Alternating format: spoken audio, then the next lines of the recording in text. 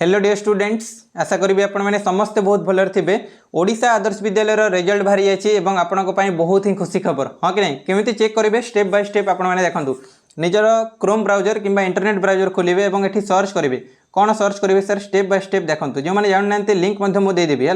bscodisha.ac.in ठीक अच्छे ना नहीं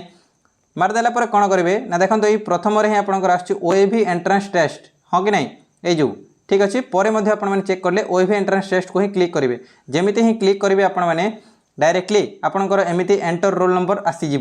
एंटर रोल नंबर जिते बड़े आसो सर आपण मैंने गोटे रोल नंबर आपंकर जहाँ भी रोल नंबर एडमिट कार्ड ऊपर ही लिखाई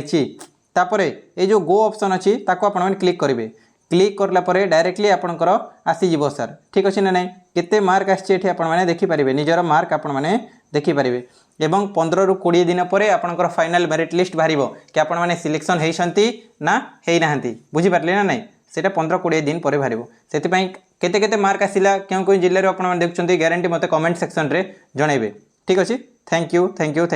यू।